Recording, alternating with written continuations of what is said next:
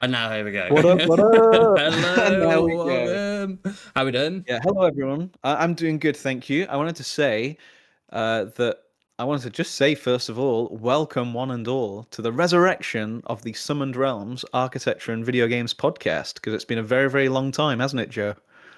It has been a very long time. It's been fucking hell. It's been what, since November last year since we've done something like this. Yeah, November, start of December, I think it was it when does feel we. like it's coming around to a year. Yeah. Yeah, it must be because well, I think it might even been October because I think November, December we were kind of taking a hiatus um from the whole entire you know podcast thing, I Yeah, guess you could cool. say. But then also, I think the podcast was just kind of well, I I would guess call it it like a, like a pro, like kind of like a prototype stage, I guess you could say, of what we were wanting to do. More like an experiment on what we tried to do, so to say. I So completely agree. It was a prototype, it was a passion project as well, because we were recording, we were doing our research, and we do have a channel, but we weren't marketing it, we weren't doing anything in particular. We were just enjoying, almost every Wednesday, you'd come over to mine, we'd yeah, vape and we'd we'd chat we'd and vape, and, we'd and chat, we'd eat some food, talk about the most ridiculous things happening in the games industry. It's a lot of fun. It was actually probably one of the best parts of last year. Was every Wednesday we'd do this and whatever. We met a lot of cool people too.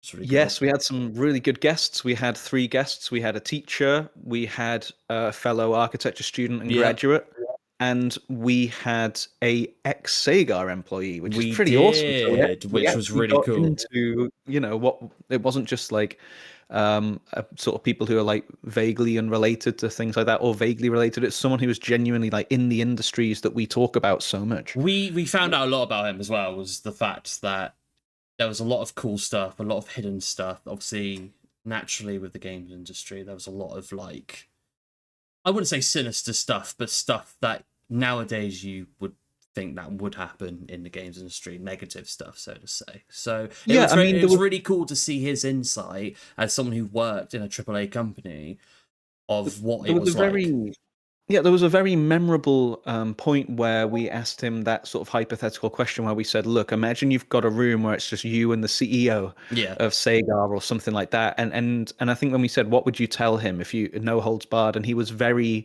forthcoming and very passionate about how he felt Yes. about what was happening.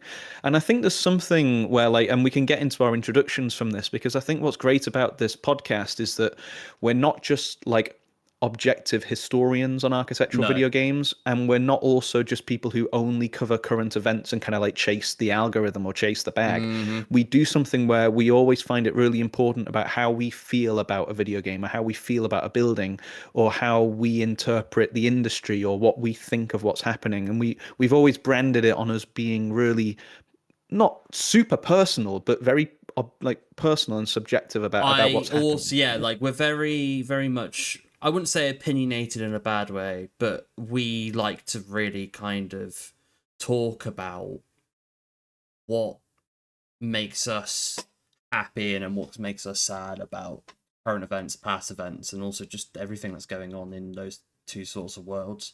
Like with the video games industry, it's always an up and down, case. With architecture, it's the same thing. I mean, you work for local council and well, Hmm. I won't describe. I won't say which, obviously, Yeah, city or town we'll because stay away from we'll like stay away from like the associated actual. directly with those, Yeah, but you but know what I mean. I get what you mean. Yeah. you work as as part of the planning team, so you understand, what has to go on in the architecture part well, and obviously you've got a degree in architecture as well, which is really cool. So yeah, Yeah, it's one of those things where even though both of those worlds are very different, combined together, they are still almost equal on some parts. well, I think that's one of the great things about the podcast is that, as you said, they are very different in many ways, and many people see them as when you think about video games, you're not thinking about architecture. But when we talk about it, we proved to the world, well, not the world yet, one day it'll be the world, but we at least prove to ourselves and whoever listens that there are ways in which these two things are far more similar than people realize. And it's one of the great quests of our podcast is to help people become aware. And I think it would help both people who are studying video games and people who are studying architecture or people who just like design in general. Well, I remember one of our, and this, if this does go well in terms of the reignition of the Summon Rounds podcast, like obviously in our first season that we did, well, we did 2 seasons, didn't we? And I think I had like 3 or 4 saved but we did about 26, 25 episodes, I think it was, something like that. Anyway, yeah. Yeah, but like I remember, what was it, like episode 2 or 3, we were really going deep into like our past roots of when we went to college and university and stuff like that. And I think one of the episodes that I really enjoyed talking about was how hard and difficult it is to be in a university course, whether it be architecture or the video games industry, because as much as those two are fun, like with any sort of university course, you're gonna have issues where we're gonna have, you know, lecturers not having the right credentials and not being able to teach properly, living life as a uni student. And we discussed how it was difficult to kind of get that balance correct. And I think I spoke about it quite often that, you know, when you're going through all this and you've come from your parents' home and whatever, it was difficult to kind of maintain a correct balance on everything, and it's difficult. But I really enjoyed that episode. We don't. That's part of what we said at the where we just said a couple of minutes ago about how we do discuss the good things and the bad Yeah, of things and how course. we feel, and it's what you're saying is about that aspect of it's not all smiles all the time. No. It's not super corporate. It's sometimes you do go through deep and difficult things, and I think because we also did an episode about sort of advice for people trying to get into certain industries and things like that, which was followed up by the Sagar one eventually. We did talk about some of those actual hard facts, some of those realities. I mean, I think what would be good is because we already did it in the first episode, but of course that was in the prototype kind of era. So I was thinking, would you like to introduce yourself a bit like we did in the first Yeah, of course, time, yeah. and maybe obviously give your kind of credentials and then give your kind of like how you got here, as it were, and then I'll share mine. So I guess I would start with how I kind of grew up around video games, and obviously then kind of stepping my feet into the video games industry. Ever since I was young, I used to always like mess around with like the map editors and level editors and stuff like that. Like one of my most memorable experiences was Time Splitters. I've spoken about Time Splitters multiple times on our prototype seasons that we did of some rounds. And one of the things I really enjoyed about the third game in the series was being able to make your own like missions, basically with like different preset map tiles and enemies and stuff like that.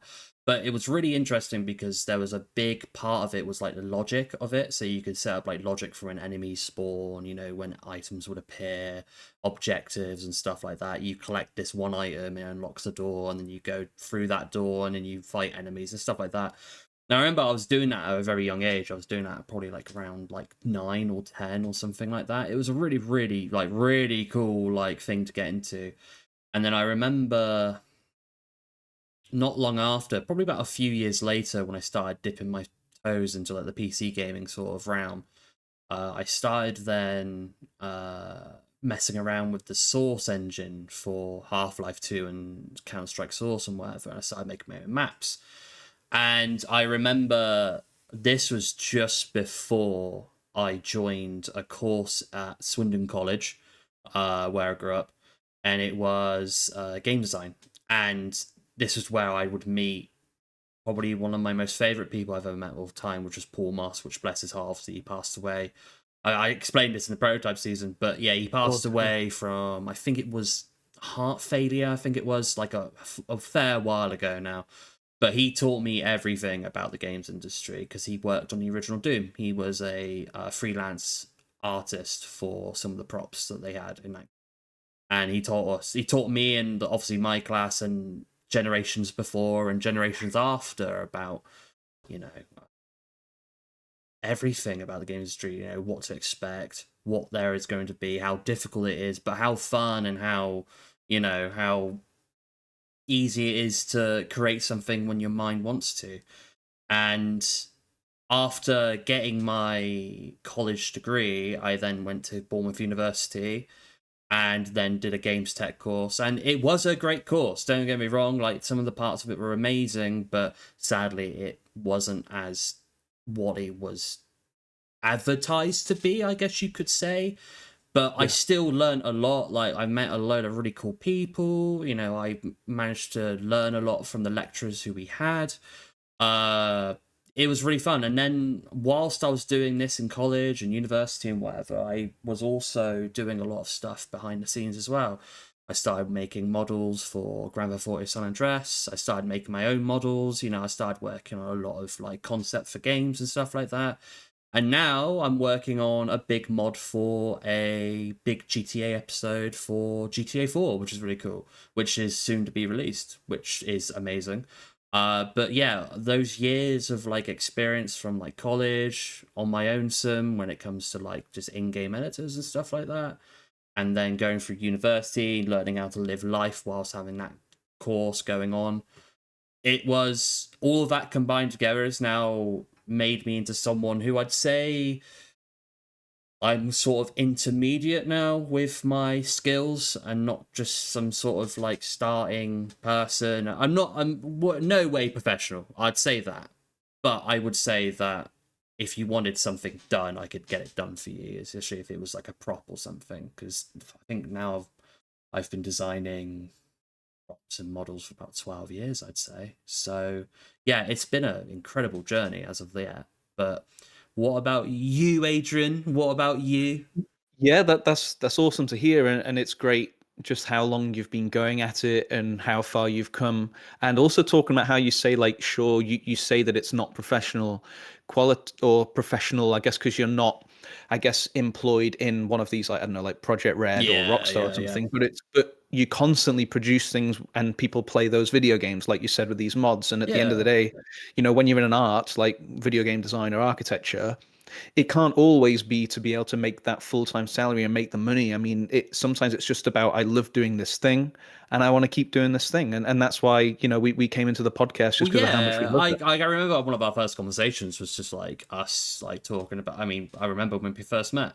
It was like we were talking about how you were in architecture, I was doing, you know, video game stuff, and then it kind of was like a natural kind of combination of like, well, we should talk about this more.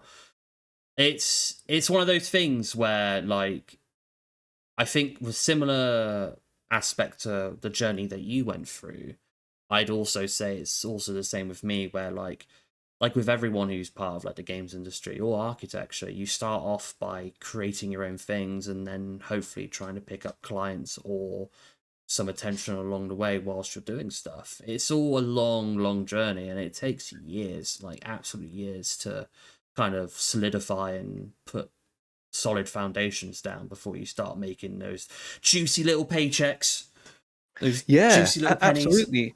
I mean, in fact, talking of that, that would be a good way for me to go on to what I went through because I suppose if I kind of give my own sort of profile, I suppose it Yeah. were, was that as I grew up, I was always a creative kid. Like I loved reading about like different countries in terms of geography. I loved reading like stories like The Faraway Tree and like books like Charlie and the Chocolate Factory, Danny Champion of the World. I just loved reading Yeah. and I loved creative stuff. But at the same time, I was also very good at maths and stuff like that. So I wasn't sure what to do with all this. And when I got through to school, eventually people started to say like, oh, well, architecture is like half art and Yeah. half science. So it's like a perfect blend. You can do both. And I figured, okay, I'll go ahead for that. And as time went on, got into uni, and I just was working hell for leather all the time. I did like, you know, I got good grades, and I was given a I like won an award in the BA. So that was the first time I like because I've done 2 degrees, but this is the thing. This is where things start to kind of like break down a little bit because what you said about how people when they're in the industries like these they start off like you know doing their own thing and it's all like a progression and getting up like for me what happened was I spent 3 years doing exactly what I wanted. Yeah. Architecture school was like a dream for me. It was super creative, super awesome. But then when I got into the actual industry, I really felt the absolute definition of the rat race. And I Yeah, just yeah, like, I was working at this place and I won't say where it was. And I just felt completely isolated and I wasn't doing anything that I really enjoyed. It wasn't really my own creative direction, or there was like just it. I won't go into the details of how I was being treated, but like the cracks started to show in the architecture industry for me. yeah. And then I kind of broke down after like a year of that and just gave it all up and went for London. And in London, I thought it was going to be better because I thought, oh, being in London, like, wow, I'm in the big city. Got this job at this place. And and maybe we'll go into more detail about it another time, but this architect, like he would like scream at us. He would scream Oh at my his God. uh, he would scream at his wife, who was also the secretary. He'd be really mouthy with people. He'd have these temper tantrums. He'd like manipulate you. And he put me through like so much bollocks that like if I could have just like I was thinking at the time, like if I could just like grab him by the back of the head and smash him. Well, no, I wouldn't. I wouldn't. I If wouldn't. I could just I curb might. I stomp wouldn't. him, I'd love to. Yeah, yeah. So, but I would not do that. I would not do that. But anyway, he was so all I mean to say is that from my side of things is the idea of just architecture being this sort of like this Yeah. magical dream thing where you get the architecture degree, you get the architecture girl, you get the architecture life, you get the architecture studio, and everything's all great. It was actually more like I was going through something where I loved architecture, but the industry itself, there was something that didn't gel for me. And so I went back to Yeah, uni yeah. to get the master's degree in architecture. So for some reason, I carried on in architecture, but it was where I was in the architecture school the second time round where I learned about a thing called planning. And I already kind of knew what planning was, but planning for people at home is just the regulation side of architecture. So there's got to be certain rules and regulations around how and why architecture is Yeah. built in certain ways. And I became fascinated at this wider philosophical cultural question of like, well, you can't just build anything, so what's controlled and why? And that has brought me to why I think when we do this podcast is the reason I wanted to go with it is because one, I don't just want to be like an architect and that's it. Like I'm way more thoughtful and cerebral and critical of the wider industry. And two, I want a platform where I can talk about the wider implications culturally about how and why things happen. Like, so think of those episodes where we went into a lot of detail with in China, with the Chinese Communist Party controlling certain aspects of what games can and can't be Yes, played, I or what amount of money remember. can be God. spent on them. Yeah. And you can ask like a whole like geopolitical like how are video games involved in this wider thing and how does that and also we talked about like gambling problems in that Yeah. same vein, and it's just all these kinds of and we talked about and it's what's a great thing as well is like what's so great about this podcast is how attuned we are with each other and both of our Yeah. industries, because Yeah. even though like I'm like the architecture one and then you're the video game one, if you go by the stereotype, you bringing up the Bournemouth IMAX was like the just the Do you absolute know apex. what? Like, I think as much of us like, because when you really think about the amount of stuff that we talked about in that prototype seasons of the Summoned Realms, like the IMAX building, it was a bit of an obscure episode, but then at the same time, it was like also an episode where me and you did a fuck ton of research into it. Like I remember, like you actually went into the planning offices and where you worked, and then you were basically there, like, oh my god, like I've literally got the plans of like when the IMAX building was being like proposed Yeah. and stuff like that.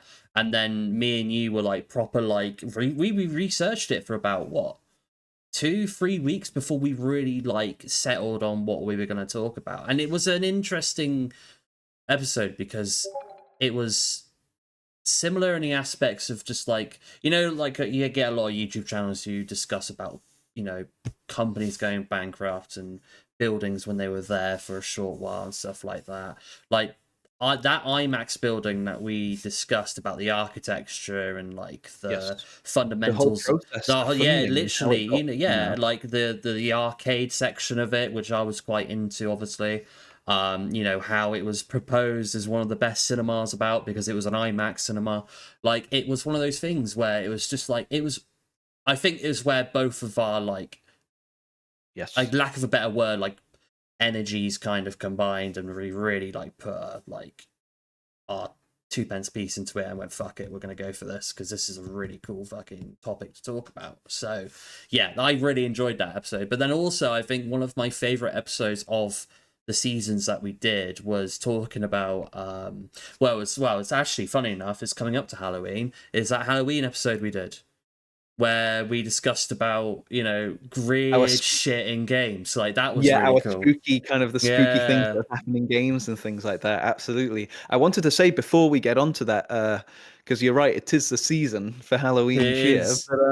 But one, because we've just discussed the Bournemouth IMAX, I've immediately outed myself basically as like where I work and stuff. But I think that's fine. I think That's like fine. I the whole point of this is that I'm independent from my work and you're Yeah. independent from whatever Well, work you're doing. I don't live in Bournemouth anymore. So I Yeah. obviously, now that you've outed yourself out, I might as well say I used to, obviously, me and you both went, well, you went to, didn't you go to the arts, Bournemouth University, or Oh did yeah, you? Bournemouth Yeah, Arts. Well, Bournemouth the Arts Arts. University Yeah, Bournemouth. yeah. Yeah. I went to Bournemouth University, and why I talk about, and I don't have a disdain for Bournemouth University, just to put that out there. Like, I did enjoy my time there, and I had some amazing memories there. But this is one of the things I will always talk about when it comes to choose your places where you want to go correctly, Mm. because when we were choosing what universities we wanted to go to and what universities we wanted to go and educate ourselves in, Bournemouth University was considered um, one of the best, you know, courses for game design. And it was one of those things where, yeah, it was a good course, but it was advertised more as an actual game course, where in reality, it wasn't really like that. And that's why we did that episode about choosing your stuff correctly, because you Yeah. could make a choice of going to somewhere. If you don't put a lot of research into it, you could be 3 years in a course that you just don't like. And it was like that for me. I loved Bournemouth. I did like the university, but as time went on, the course wasn't what it was to be. And it was like that because, well, there was a lot of changes they made. There was, clearly it wasn't as optimized they wanted to. And yeah, it's an interesting sort of thing, because even though I could have gone anywhere else, here we are. Do you know what I mean? Like, here we are, both of us talking Yeah, about where we've been, and funny enough, we were both in the same location when we first started. So, so it's yeah, amazing, and it's all we still we still find the positives where we can, and we yeah, still of course, run with what we have. And I think like one thing that I would say is that obviously, as we've discussed some of these anecdotes that we've brought up about our prototype episodes, is that we are not just here to cover like architecture in a silo hmm, and video games in a silo. Like, what we bring is very comprehensive, and listeners who are coming into it, they're going to be finding that we go off into places that they wouldn't have expected information to come from, yeah, like me being able to find like exclusive Bournemouth IMAX content that's not online, or like you and I, but you in the sense of the video game industry, going on a degree course for video games and all sorts of things like this. And I think like that just goes to show one of our strengths is that we're going to give people something which isn't just a video game review or an architecture yeah, review. like, Like, we're going and to get into things so like, we're much. not, and to put this out there as well, we're not like really grumpy, like a couple of guys who are We're like, not angry oh video game no, nerds. no, but we're not like, you know, pissed off guys who have like really bad negative energy in terms of like what we talk about. Instead, we like to talk about the like reality of what it is, because there's a lot of sugarcoating. I mean, in education, especially in university, there's a lot of sugarcoating, and it's kind of one of those things where you have to find it in yourself to kind of find the true reality of it. And sometimes the true reality of it is, excuse me, I got a hair in my mouth. The true reality of it is that sometimes the course that you choose isn't going to be the best course. But at the same time, you still learn a lot from it. And it would be the same with you, like with that first job that you had after you did your architecture, degree. You were working for a place where the boss was clearly fucking loco crazy. Do you know what I mean? So Yeah. but yeah, no, like it's interesting because throughout our time of doing those 3 seasons of the Summer Round podcast, the prototype episodes, I think one of the best things that we talked about was who was the guy who was running Ubisoft at the time. Oh no, it Oh, wasn't Ubisoft. wasn't it? Was it It an was Italian no, name it was Blender, wasn't it? or Unity? No, was it It was Unity? Unity, It was wasn't he? It Unity. was I can't remember the Unity. name, Oh but it my was god, yeah, Jesus. yeah. Yeah, that was interesting because he was like the antagonist of our podcast, basically. Like Oh yeah, we had like the every whole fucking week, like we'd research what we wanted to talk about.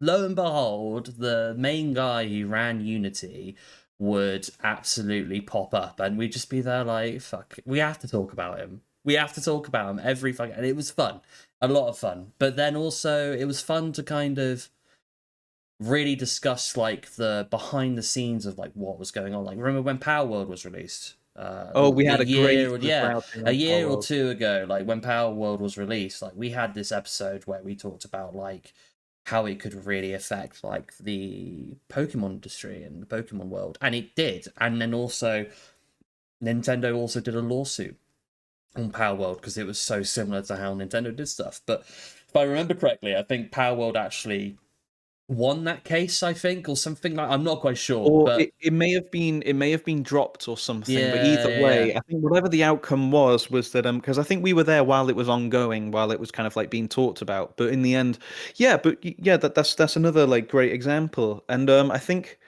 going off of like this, I would say kind of looking towards the future of the podcast and being like, what can people expect from us? And I think, for instance, to what we said about Pal World, and we were talking about the progress there with that game, Yeah. but then also we were comparing it to how badly Pokemon has been ran in our view, or at least my view anyway, for like the last Yeah. while.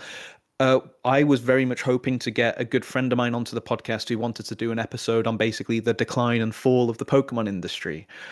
That We've would got be, like yeah.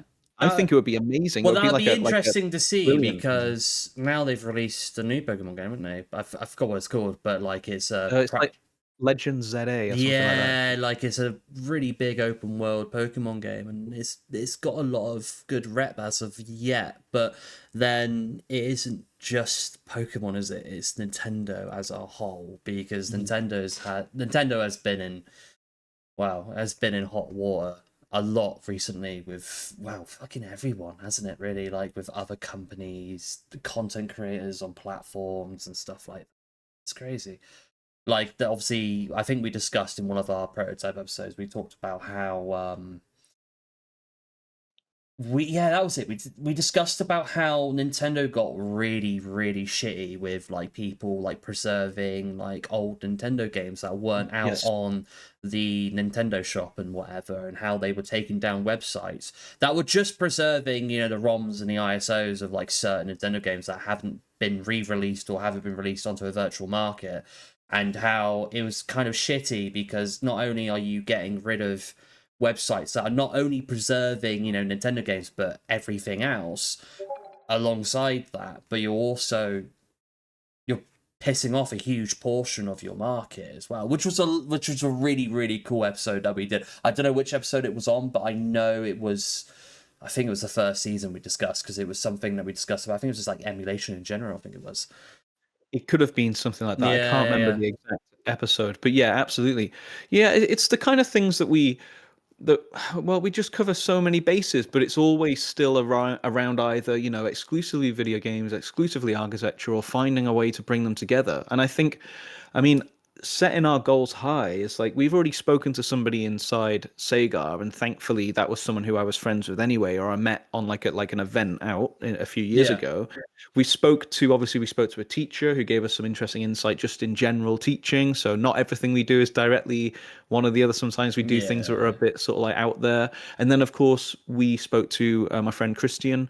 But I think like looking to the future, I think like if we can make this podcast grow, I mean, first of all, because I've been on that course learning Blender, I've already met a good few people. Like, for instance, my tutor used to be a competitive StarCraft player in 1998, and that just came out of a conversation at the pub, and he's interested in coming on to talk to us about that.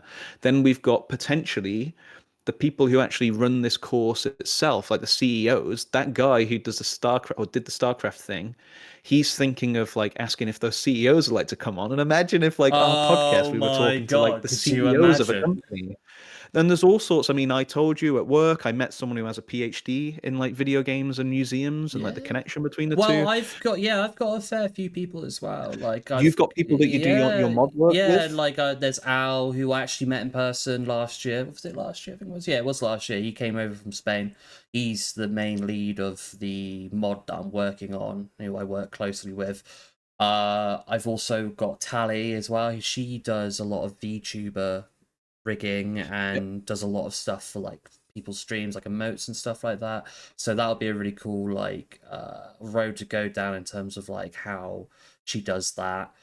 I've also got a fair few people just in general who have different kind of like rounds of like expertise, I guess you could say, in like preservation in like video games, people who really just just like focus on one particular thing in the games industry. Like, there's a fair few people that I'm in touch with, and it's really fucking cool. Like, I mean, there's the Discord that I'm part of. It's called LSW. It's a massive streaming Discord. It's where I've met a lot of people in my time of like streaming, and a lot of people on there are from different parts of the world, and they also do different things as well alongside their streaming, and some of them have been streaming for absolutely years, so it would be really cool to go down that avenue and see what they have to share. Yeah, it's fantastic. I think in a similar way, I mean, one thing you made me realize as well, because I was going to bring it back to something before, but because what you were saying was about, uh, you were on the course at Bournemouth University. Hmm. I only found out through LinkedIn, which I had to revive recently because I totally left it. But like, the Arts University Bournemouth have a games design and art course. And I remember mentioning this to you when I messaged you, and I thought like I didn't even know that course existed. So there's potential outreach to like to those people over there or anybody at the Arts University And who might want to talk to us. also, it would be quite interesting to kind of dig into that, because have they moved the course from Bournemouth University to the Arts University? Or have they separated? Because I remember when I left Bournemouth University, when I dropped out, they split up the technical side of it with like the programming, the coding, and like everything like that, and then separate that from the art section of it, with like the 3D modeling and the concept art, the drawings, and stuff like that. So it'd be interesting to see how that course has now changed. Now it's over in a different university that's now dedicated to the art department of it. So that would be really cool to see. It's amazing, and I think also we can't forget, of course, the architecture side of things. So Of I, I course, think I yeah, think yeah, absolutely. I mean, I've got at least I've got a few friends who are architects, who I'm sure will be more than willing to talk to us. And I think being able to maybe find some people who are behind iconic architecture studios or behind like iconic actual yeah, buildings and things like that. I mean, I have a list on my Notion app of like things like that of people who maybe I've got a list of people who are like it seems likely that they could come on, and then I've yeah. got a list of like dream people where I've literally just put in like there is no way we'd get them, but why not dream big? Because I think as we go on, if we market correctly, if we get people in who like us and people are willing to give us a little bit of money towards the cause, then we can promise them that every single penny and pound that goes into this podcast, no matter how small it is or how big it is, we can go to like conventions, or we Yeah. can go to a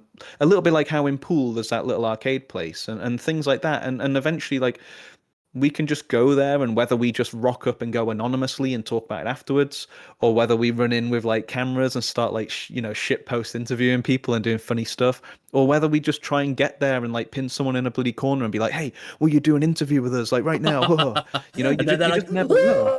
I like, mean, I was inspired by when Danny, who used to work at Sega, I remember when he told us that he got to sit in a green room with Koji Kondo. it's mad. Like, Like, that's it's like a just dream incredible. for a lot of people, is to be able to, sit in a room with someone who, you know, is probably one of your, in your mind, like one of your mentors that you don't talk to. Do you know what I mean? Like someone who inspires you and whatever. Like that is something that's quite cool. Is being able to just actually sit down with someone who is a fucking veteran of the games industry and be like, just tell us your story. Like that would be fucking dope as shit. Like I'm pretty sure like we could potentially as well, if things go well, is we could even talk to some of the lecturers from the university courses that we did, if they're still there today. Oh, absolutely. I mean, there's at least a couple that I really especially want to get a hold of, and I'm sure maybe you might have someone on your side who you'd want to get a hold of or something. Yeah, there's one person in particular who I'd love to talk to, and I don't know if I will be able to get in touch with him. I'd love to, but he was the one. I actually mentioned this in one of our prototype episodes. He was the person who jumped on educating our course probably halfway through. I was doing my university degree, and he actually released and designed a spin-off Half-Life 2 game. I think it was called Half-Life 2 Apex or something like that. It was based around Adrian Shepard from one of the original Half-Life games. And it was him, but now in the now in the years of Half-Life, where Half-Life 2 is based. And he was teaching our course, like he was teaching us about 3D modeling and stuff like that. And I remember I actually had a sit down with him, and I was there like, look, I'm designing stuff in the Source engine. I'd love to know some tips or tricks from you. And I remember like I sat down with him, I had like my notepad, and I literally had like 6 pages just full of just tips and tricks on how to be able to like produce streamlined levels that actually work well.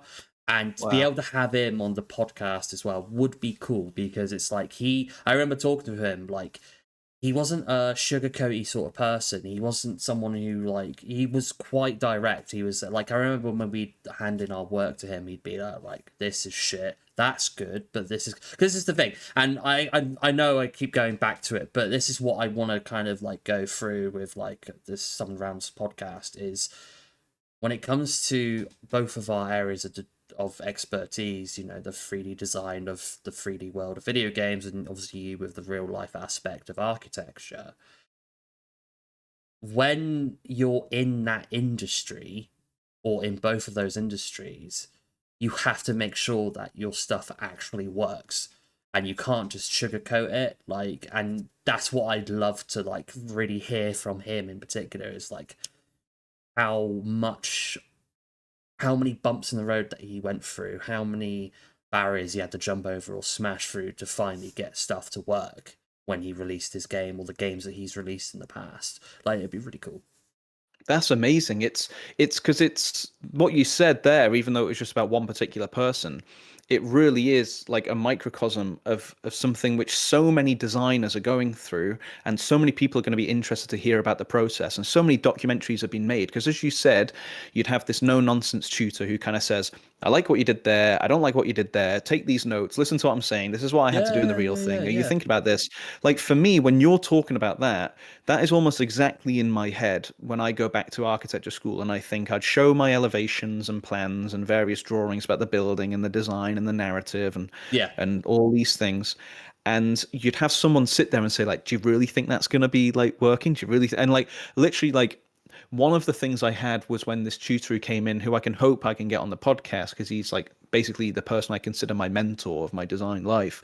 But the first ever time I met him, he was critiquing my work, and it was in second year, and I put a drawing on the wall in the presentation, and he pointed at the drawing and said, "What is this?" And he laughed in my face. He literally was Yeah. laughing in my face, and actually, like a lot of people, like really didn't like him when he did that to everybody. But I was thinking, like, I was like, you know what? I need a little bit of that. I need someone, you know Yeah, what I mean? like Like not all the time, but like just something that gives you a sometimes like, you know, you want something that's quite real and it like well, I've had it in the past where like, and this is why I love like with Al, for instance, the one who's leading the GTA mod that I'm part of. Like, this is why I like working with him, because if something doesn't work, he'll message me and be like, "Look, this ain't working. Can you change it for me, please?" And I'll be like, "Yeah, sure." But I've also worked for people in the past for free, mind you, where I've worked for people where I've done hours and hours of modeling, props and objects and whatever the hell have you for their game they want to release. And then every time I send them something, they say it's shit, so I redesign it. Then they say it's shit again, and I go, right, okay, I'll redesign it. And don't get me wrong, like, I love critique, but you have to do it in moderation. But I also don't want to be sugarcoated where it's like, oh yeah, it's fine, don't worry, yeah, you're okay. Like, give it to me real so I know what to do later on. Like, don't pretend, like, don't worry about hurting my feelings, because I'm a fucking artist at the end of the day. Like, just give it to me real, give it to me fucking raw, and I will literally give you the outcome you want. Don't yeah. sugarcoat it, because if you sugarcoat it, then I go, oh, it's fine. You get lazy. You tend to start like cutting fucking corners and stuff like that. And especially in both of our departments, that's something you don't want to do. You don't want to start cutting departments, because then it becomes a habit, and then it becomes a thing that you keep doing, and then your style, your art, your skills start to deteriorate, because you just are using those shitty tactics to then produce something real quick. And it's something I'm still learning today, is to sit there and not rush what I'm doing, not rush the models I'm doing or whatever it is I'm making, and actually sit back and go, right, okay, that needs to be changed, that needs to be changed, and then move on from there. So yeah, it would be really cool to like have those realistic people on, because I think it's going to be one of those things where it's like having something so raw and passionate. Sorry, just that came out fucking wrong. But like having something so raw and passionate, like lack of a better term, something so raw and passionate, would be nice to have, because some like it isn't just all like fields and flowers at the end of the day. It isn't just like a fairy tale. Like the games industry and the architect industry, both industries are rough, and you have to like carve your own path through it, like the massive fucking forest or jungle that you go through. Yeah, and I hope the way in which people gain something out of this podcast is that, weirdly enough, because I've been on this course with Mastered, who have been teaching me not only Blender, but just business kind of like studies at a basic level, one thing I got to thinking of was sort of our target audience. And I was thinking that actually, I don't need, although it'd be nice, I don't need people to be watching us in like full like attention. I'd be fine. In fact, I'd encourage people to have us on in the background whilst they're working on things, because Yeah. we both come from industries where, one, a lot of it is very computer based, and two, we're in very competitive industries. So when you're saying about this, like working really hard, getting answers like properly, being passionate, and like not being given the sugarcoating, like people are going to be working hard. They're going to be living and breathing design. Like people don't get into video games or architecture because it's easy money. People get into video games and architecture because they bleed it, they love it. And so I think like us being there is something where like it just feels like they're working on a game, or they have opinions about design, or they're working on a building, but they just want someone like who they feel is relatable, who they might not get in their office or they might not get at uni, and they just want to like hear the deep dives that we go into. And I think in terms of this leads us on to a bit of a way to talk about how we might want to improve going forward, because we've had our prototypes, and I think from here, as I've been learning Blender, I've been developing like the branding and some of the 3D design, and I'm trying to get it together where I can have like a package rolled out where we actually have, and I'm sure no doubt you'll have so much to add to it because you're working in Maya, isn't it? Yeah, Maya. Yeah, so it's kind of like we're going to be like in places we're gonna be, because it was all audio based and we were just sat at the table. Oh Now yeah. we're on the computers. Like sometimes we'll be sharing the screen with articles and Yeah. things. Sometimes we'll be like, we might even end up sharing programs. Like let's say we go into a deep dive about a particular video game and there's a particle effect which is amazing. Then maybe like one of us will boot up our respective software and show people how that's done, or download it. Or like there might be instances where we're going over a particular building and one of us might find out that like online is like a 3D view, like, Yeah. 3D Yeah. Yeah. style VR view. That there's all sorts, and I think like we can use this as a plateau from the prototype and jump into doing some seriously like upgraded stuff from last time. It'll be a So lot of fun. Yeah, because it was fun to, because we had throughout our prototypes, we were discussing about how we could improve the studio, so to say, of where you are now, actually. Because funny enough, the table that you were just talking about is, funny enough, just directly behind your right hand shoulder. Yeah, oh there you yeah, go. There's the studio. the iconic studio. The Check out the iconic iconic prototype studio, studio yeah. V1, Fucking guys. Yeah. wireless fucking microphone just like sat in the middle whilst we discussed stuff. It was a lot of fun. But yeah, it would Yes. be really cool to like actually delve into this properly and actually be able to like really like put jet fuel into it and actually see where we go. Because we had a lot of, well, we even started really kind of delving into, because we wanted to make one of my YouTube channels an extension of Summon Rounds, didn't we, at one stage? Which Yes, we were was talking about the well, it's the beta the hunt, or beta was hunt. there a Yeah, yeah, yeah, yeah, yeah. yeah. Which for people who are listening and who are watching, was a channel that I dedicate to discussing the differences in terms of prototypes of a particular game and then comparing it to the final cut of the game, which is quite a popular thing nowadays on YouTube. Like, there's a lot of channels doing it, but I did a lot of stuff based around like early PlayStation games and stuff like that, and it was really cool. Like, it was really fun to see, and we wanted to really kind of incorporate that into Summon Realms and kind of discuss, because like with architecture, with video games, like architecture in video games changes throughout the development of some Oh, games. for It's the sure. same Yeah. with models, it's the same with weapons or whatever there is produced in a game. It always changes over time. And I remember we really wanted to delve into it at some stage, but we were kind of at a point where we burnt ourselves out a little bit because we were doing it a lot. Like, we Mhm. actually started doing it where we were doing 2 episodes a week, which was crazy. But then also we've just had a whole entire crock pot of just like ideas that we wanted to do, and I think it would be really cool to actually combine it all together and actually make use of it this time. Totally. And and to one thing, saying that in terms of like making full use of things like that, I've got, or not only that, but just like remembering all the crazy ideas we have. Like I've been constantly recording, various like loads of ideas that I have for what podcast episodes, and then like I'll show you, and then you can add things whenever you like. Yeah, And I also think because we're so like small time right now, but we have a lot of ambition to like grow and get guests and things like that. One thing I'd like just to say out to the audience, out to you, Mr. Audience person out yeah, there listening. you. Yeah, I want to say to the audience is we're very small and fledgling, and we are totally like open to whenever we see comments, or if we receive an email, or if we receive a tweet or something like that. We're totally open to listening to what you have to say. It's the kind of level where, like, although we can't do it too much because we both have our jobs and our lives, like, we're totally open to a dialogue. And I think, in fact, one thing that I've been talking about with someone else, at least, and it's open again to the audience, is you'll see with a lot of podcasts and things like a lot of assets in terms of the intro or the outro, but also, when sometimes they take breaks and then you'll have a Yeah, cut. Like I saw, for instance, on Super Mega, like every break they'll have like just like a playing, there's like a name for it. It's like some kind of card thing. It's like a screen card or something. I yeah, can't remember, but it's just like, I think it's just like fan made. Someone produces something which is themed on their brand and their podcast, and it's just something to play around with a program like Blender or like a yeah. physical drawing or an animation. And I think to the people out there who are listening to our stuff, and they have something interesting, they want themselves like a little project and a bit of recognition, just get in touch with us, and maybe you could come on as a guest, and maybe you could produce an interesting asset and we'll credit you.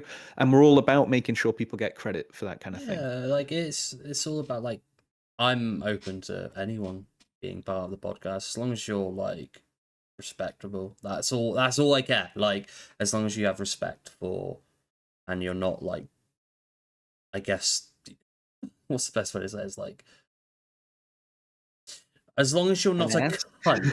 As long as you're not a cunt, then there you go. Like, do you know what I mean? Like, as long as you're not, agree. as I long as you're totally not agree. a I feel like, bastard, then that's fine. Like, that's all yeah, I because we care. have, as much as we're very much open, and this is a very personal podcast. It's not like some kind of corporate AI generated or like reading a script. It's very much the opposite. Like we have been through a lot. Like we've grown up in many ways. We're still young in other ways, and like we have things where we want to set standards and we want like proper conduct and we want to respect people. Because even as much as like when you were bringing up that guy before who was like the CEO of Unity, I think even in some of those episodes, as just an example of this, is like as much as we would rip into that guy, we would still hear out the whole argument. Oh yeah, of And then course. Yeah. we'd work out like, oh, how does that play in terms of like, economic factors, or how does that play in terms of like people who actually buy the game, or what's the difference between like someone here and someone there? And so yeah, I think, we're open arms to people who are like are on good intentions, I think, I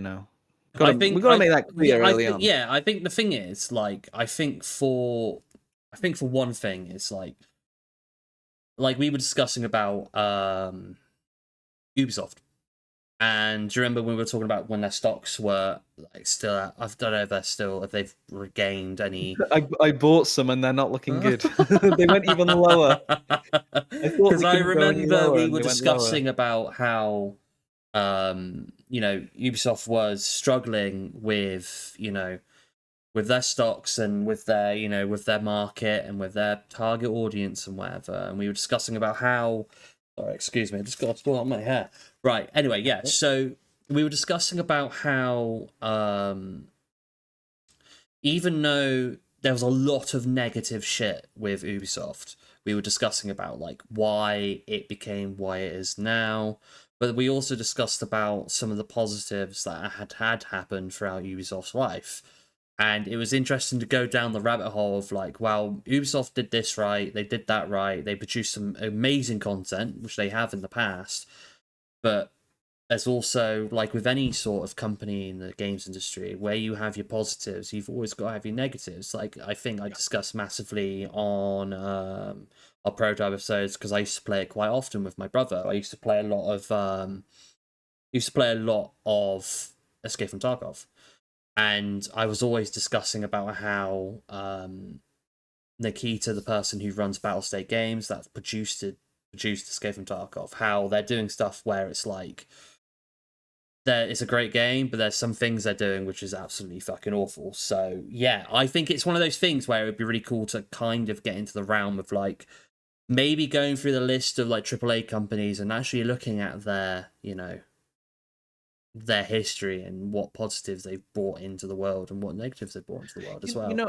And again, talking about an equivalency with architecture is from, as we talked about the Bournemouth IMAX episode, and talking about just how deep we went into the research on that, and I was very, I mean, I was just very proud of what we achieved with that episode. Yeah. And one thing I wanted to say about that is that the vast majority of people, including like the Daily Echo with the headlines, is they think that that building was built like something like 10 foot too tall or something like that.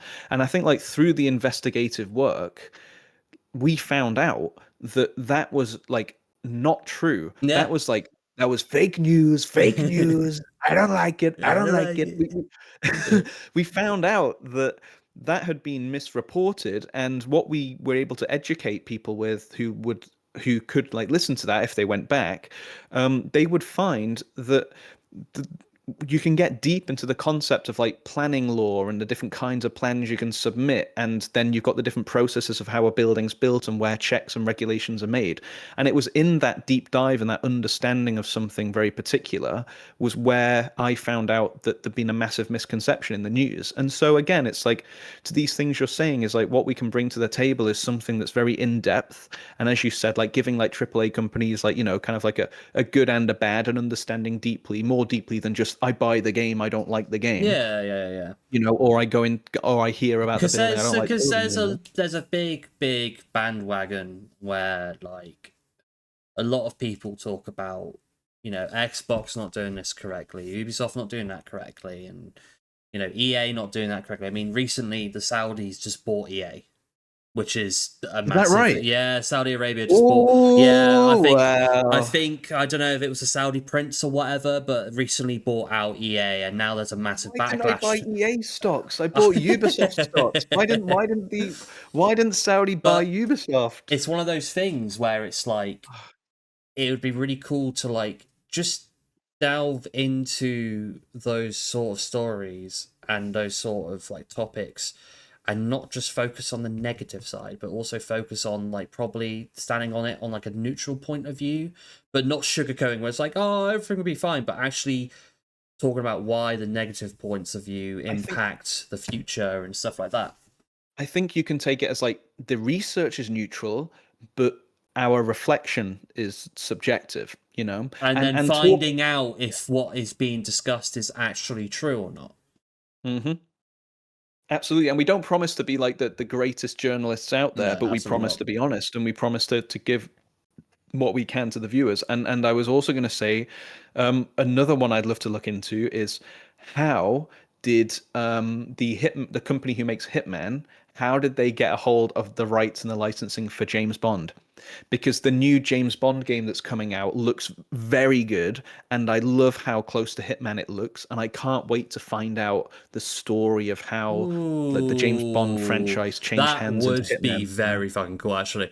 Like, there's a lot of really interesting things. Like, another really cool quick topic would be with the release of Battlefield 6, which I have been playing as of late.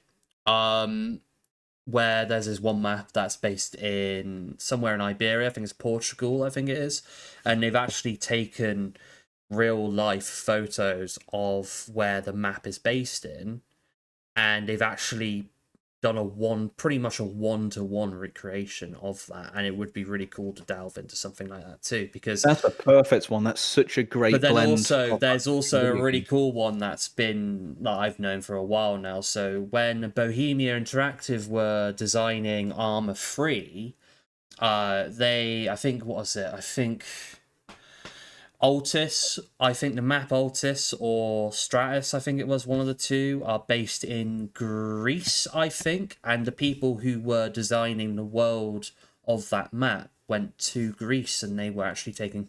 They probably shouldn't have been doing it anyway, because it's probably like it's probably common knowledge you shouldn't do this, but they were taking photos of military bases and stuff like that, Oh wow. and Okay. Yeah. they actually got arrested in Greece for it. They got released like quickly after because they weren't Yeah. like doing anything nefarious or anything like that. But that would be really cool to kind of delve into that as well, because it's sometimes even in the world of games industry, there's still those, there's well, in the architecture world, I mean, especially in architecture, there's also the nefarious underground as well of like seediness, which is also Oh, there's really like, cool. there's like poor quality buildings that are pushed through, Yeah, yeah, yeah. manipulation of planning law, like failures in structural things. There's some incredible stuff that we could Well, go into.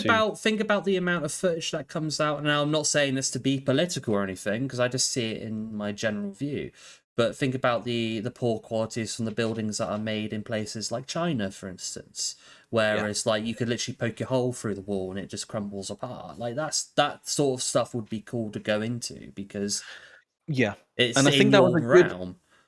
yeah, and I think what is good about bringing that up as well is like, and by the way, because you will have to head off soon, we'll close this up. I mean, and, I think it would be best to close it up because you got someone waiting to hang out with you. But I'll just say is that we're not, as a bit of a principle, we're not unafraid to get into things that are political. And I Yeah. think because like politics comes out of things like ethics and morality and like decisions and bureaucracy and society, but at the same time, I think we really want to make sure we steer, and we've never done it, so it doesn't matter. But we want to make sure that we steer away from what I call like party politics, because on one hand we'd love to get into certain things to do with like legislation, regulations, like Yeah, the yeah, state of yeah. the world and things and different countries, but we don't want to be like, we represent this party, and oh, did you hear what that person said that time and how they did this to that person? Like, we don't want the pettiness. Like, we want to, No. what we want to bring to people is something that's really, and the amount of subjects that you've touched on, that you touched on, and that I brought up, we have so much that we can give to Of people. course. And I'm so excited that we're getting this back on, and I'm so hyped. It's It's gonna be so good. awesome. It's gonna be good.